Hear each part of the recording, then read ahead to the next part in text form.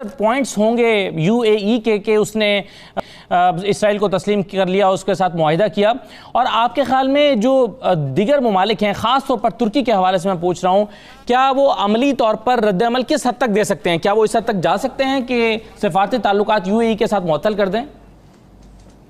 देखिए, जब ये सूरत हाल की शुरुआत हुई तो ये किस्सा था कि इससे पहले यूएई ने अपना अमल जो था वो अलग किया था, या अपना रास्ता अलग किया था जिस वक्त यमन वॉर से उन्होंने विड्रॉ किया।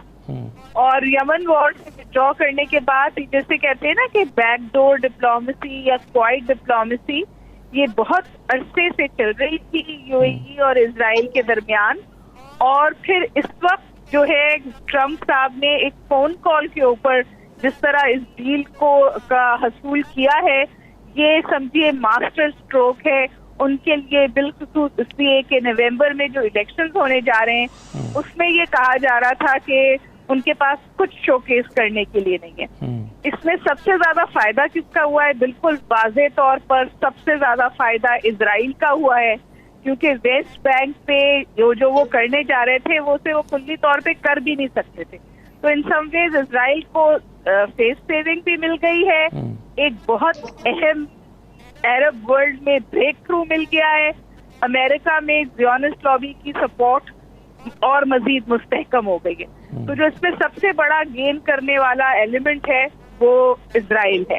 सूरत हाल क्या है तो मैं आपको एक जुमला बता देती हूँ। लोग कहते हैं कि इस सूरत हाल के बाद ड्राइविंग सीट में यूएई है और हॉट सीट में सऊदी अरेबिया है, क्योंकि जो असल मसला है ना, the elephant in the room है इसके क्या सऊदी अरब इसके बाद फॉलो करेगा।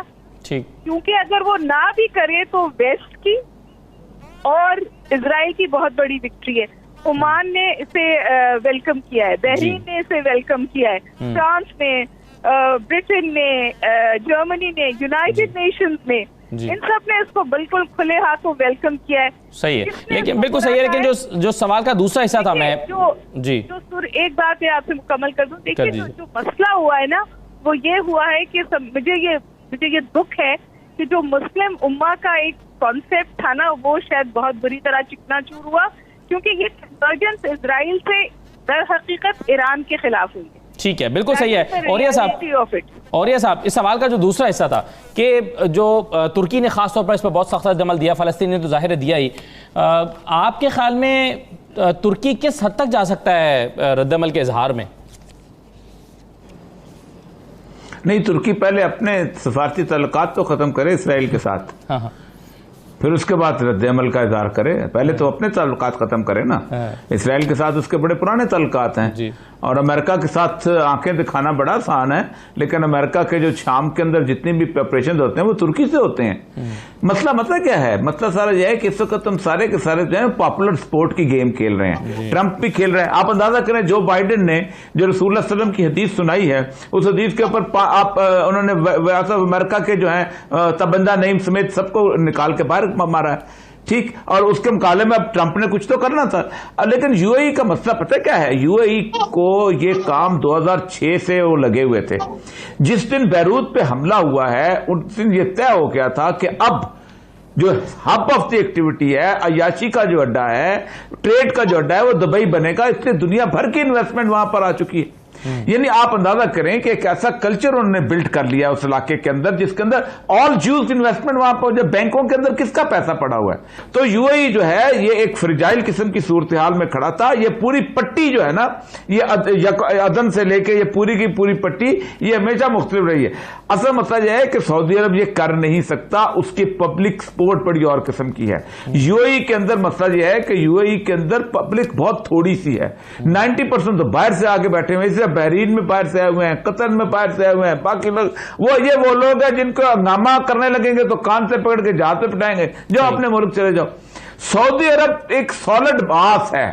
सऊदी अरब कोशिश बहुत करता है करने की, लेकिन एक बात याद रखें, अगर आप कुछ ये समझता है कि इससे इजराइल जो है वो बहुत नेक नाम हो जाएगा और ये हो जाएगा। इजराइल को अपनी जो लॉबी है ना, जो लिक्विड पार्टी और बाकी और उसकी उनके फंडामेंटलिस्ट हैं, जो कि जिस वक्त उन्होंने कहा था कि हम एनेक्स करने वाले हैं, तो नक्शा बिछा बिछा के जाते थे और कहते कि जुलाई में करो या ना, नहीं तो हम नहीं आने देंगे।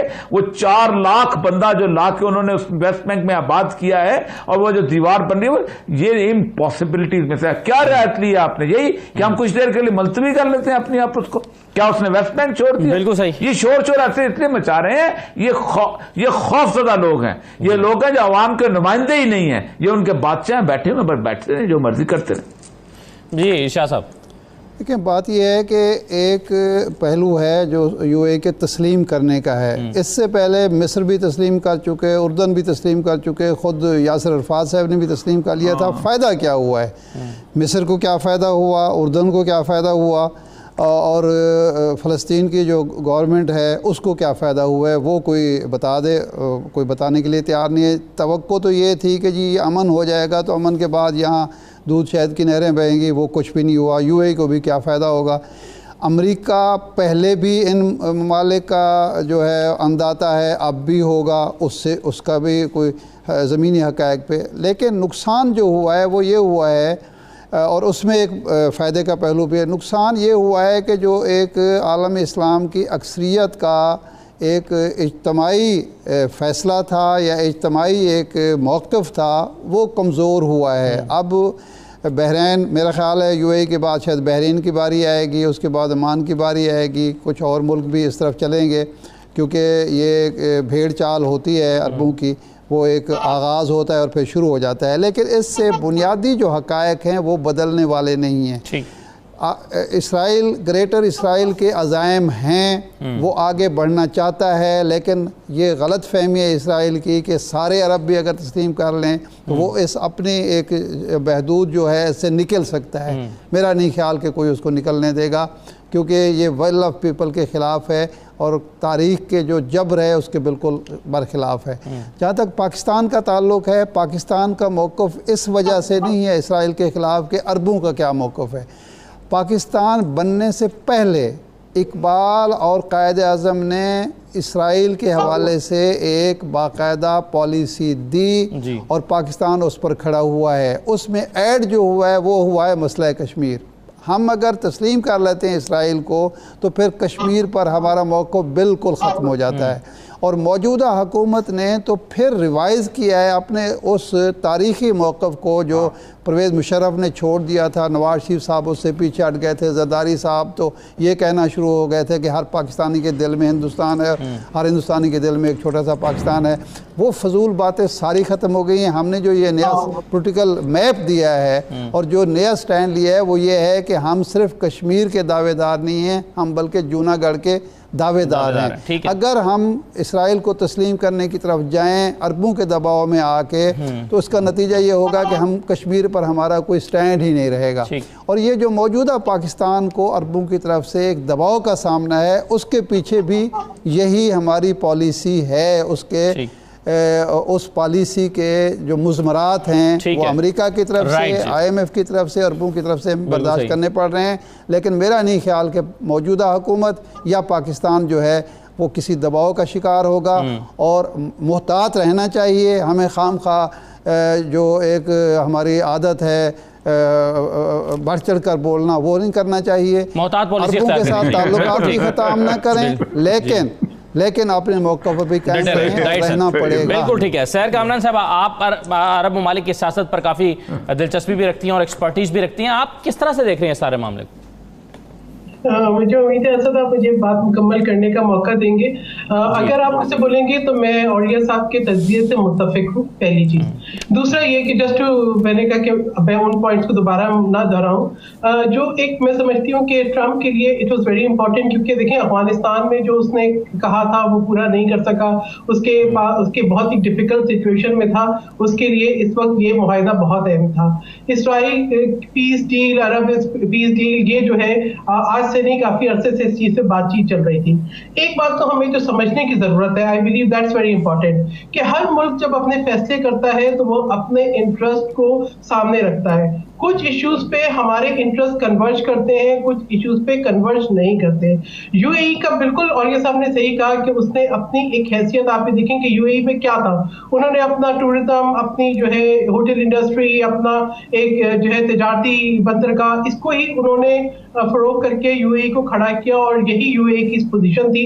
उन्होंने जो फैसला किया, डेफिनेटली एक जो है वो क्वाइट डिप्लोमेसी चल रही थी। This is the point where I would like to stress के क्वाइट डिप्लोमेसी।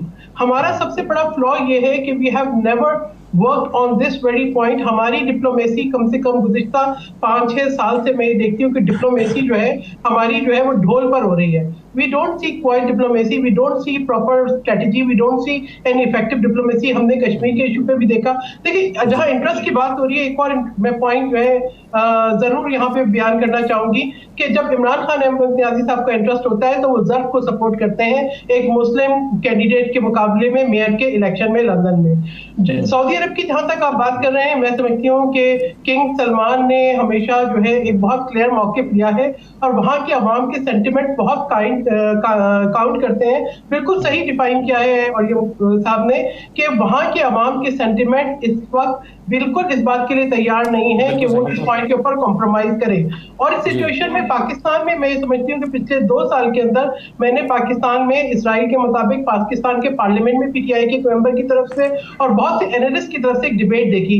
मेरे जहन में खदशात है कि उन डिबेट्स की क्या वजूहात थी और मैं ये कहूँगी कि हमारी फॉरेन पॉलिसी के अंदर इतना इबहाम क्यों है। यूएई ने क्या किया, आज हम दिन सही। अब तो वैसे इसराइल के मामले पर तो पाकिस्तान ने कैटेगोरिकली कह दिया कि ये सवाल ही पैदा नहीं होता कि इसराइल को तस्लीम कर लिया जाए। तो एक और पॉइंट सही, लेकिन इसराइल का मुकद्दर मिटना है, इसराइल ने मिटना है। ताल्लुकात है तुर्की के, ऑलरेडी इसराइल के साथ ताल्लुकात हैं, तो हमारे ताल्लुकात वहां पे तुर्की के साथ खत्म नहीं हुए। तो आपको ये देखना होगा कि आपके अपने इंटरेस्ट, आपकी अपनी डिप्लोमेसी, आपकी अपनी एफर्ट और आपकी अपनी स्ट्रेटजी कैसी हैं, ये देखने की बहुत जरूरत है। हमारे यहाँ सभी सब फ्लॉ ये है कि वी हैव नो स्ट्रेटजी, हमारी रिएक्शनरी फॉरेन पॉलिसी चल रही है and reactionary foreign policy is very damaging for तुर्की के ताल्लुकात उस हुकूमत ने कायम किए जो इस्लाम दुश्मन हुकूमत थी, जिसका जो ताल्लुक था, यानी जिसने अजान पर पाबंदी लगाई हुई थी, मसाजिद पर ताले लगाए हुए थे, जिसका कोई इंटरेस्ट नहीं था आलम इस्लाम से या मुसलमानों से। अब मौजूदा हुकूमत का रवैया बिल्कुल मुख्तलिफ है, वो माजी के मलबे से निजात हासिल कर रही है। तो तुर्की की हम मिसाल नहीं दे सकते, हमारा अपना मौक़िफ़ जो है अपने मफादात के तहत है, अपने नज़रियात पे।